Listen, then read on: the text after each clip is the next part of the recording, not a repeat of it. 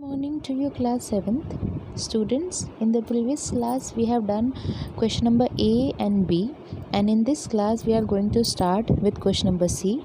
I am again repeating chapter number 2, role of government in health, related to civics portion. So here are the questions, very short answer type questions, and उनमें 5 questions हैं. 2 questions हमने पहले करा दिए थे. We will repeat that questions again, those questions. Now question number 1, give the full form of PHC. So turn the page. PHC की full form है Public Health Center. यह आपकी बुक के अंदर भी दिया हुआ है. Question number 2, what was the problem faced by Hakim Sheikh? Now एक बार हकीम शेख की स्टोरी को रिकॉल कर लेते हैं. हकीम शेख एक्सीडेंट हो गया था उनको इंजरीज आई थी.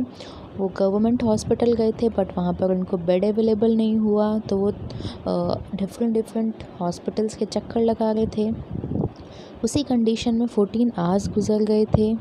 एंड जब वो प्राइवेट हॉस्पिटल्स में उनको ट्रीटमेंट के लिए भर्ती करवाया जाता है तो उनसे हैवी चार्ज लिया जाता है.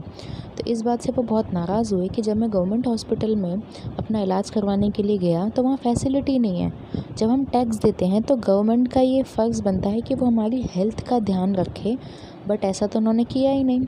So that's why the questions is saying asking that what was the problem faced by Hakim Sheikh. So the simple answer is when Hakim Sheikh met with an accident, जैसे उनका accident हो गया था, no bed was provided to him by the government hospital.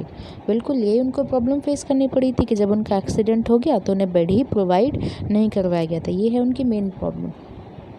Now question number 3, which significant step was undertaken by the Kerala government in 1996? ये question हम लोगों ने take the correct options में भी किया हुआ है, so sorry for that.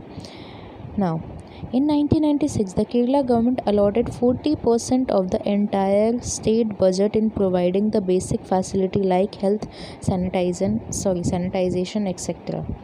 Now जो केरला गवर्नमेंट है उसने क्या किया 1996 में, जो हमने बताया था 100% अगर किसी का फ़ंड है, आप 100 में से 40% मतलब 100 में से 40 रुपये किस में खर्च किया, आपने अपनी हेल्थ पे खर्च किए. सो जो केरला गवर्नमेंट है अलॉटेड 40%, उसने क्या किया अपने एंटायर स्टेट बजट का 40% जो पैसे थे, जो बजट था, वो किस में खर्च कर दिया for providing the basic facility. किस में?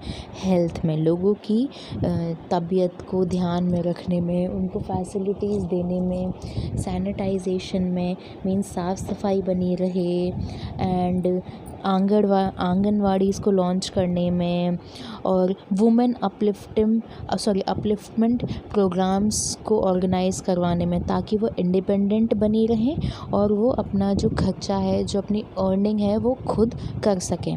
सो ये सारी चीज़ें उन्होंने की. किस तरीके से? 40% स्टेट फंड को इन बेसिक फैसिलिटीज़ में देने से. Now we will move forward to question number 4.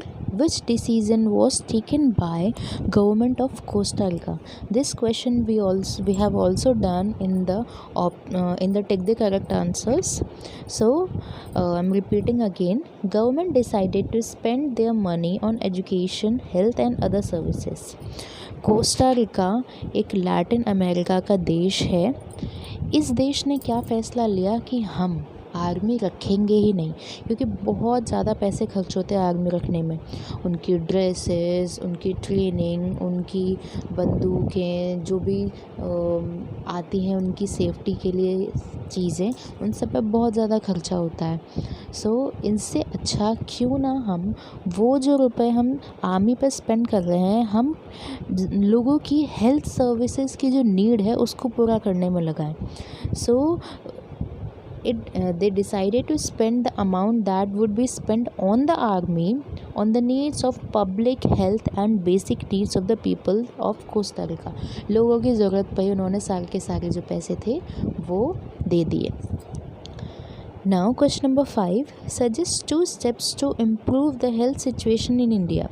So the 2 steps which can improve the health situation in India are as follows. Point number 1, the government should spend more money for the health care of India. Now इस point से ये describe होता है कि government को ज़्यादा से ज़्यादा और पैसे खर्च करने चाहिए, स्पेंड करने चाहिए, लोगों की तबीयत पे ध्यान देना चाहिए, इस हेल्थ केयर सर्विस पर ज़्यादा ध्यान देना चाहिए। कहते हैं कि एक बीमार लोगों से देश नहीं चलता। देश चलाने के लिए हमें इंटेलिजेंट, हेल्दी एंड वेल्दी लोगों की ज़रूरत होती है। तो जब हम पैसे खर्च करेंगे, उनका यूटिलाइजेशन सही जगह होगा, तो लोग भी हेल्दी एंड वेल्दी होंगे और जो हमारी कंट्री जो डेवलपिंग में है वो डेवलप्ड होने की तरफ बढ़ेगी। Now, point number 2, efforts to be made towards a public and private partnership in setting up medical institutions. Now, अब हमने गवर्नमेंट ने पैसे खर्च कर दिए तो काम क्या हो रहा है, अब इंफ्रास्ट्रक्चर्स अच्छा होना चाहिए। डॉक्टर्स कब बनेंगे, जब मेडिकल हॉस्पिटल्स खुलेंगे।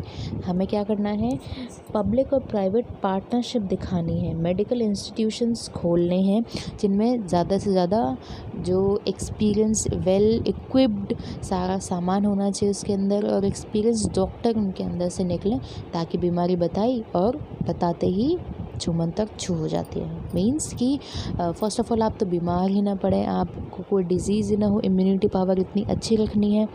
और हमें अगर कुछ हो भी जाता है तो ज़्यादा से ज़्यादा हेल्थ केयर सर्विसेज को हमें अच्छा करना है ताकि लोग बीमार कम हो, और अगर हो भी जाते हैं तो जल्दी से जल्दी वो सही हो जाए।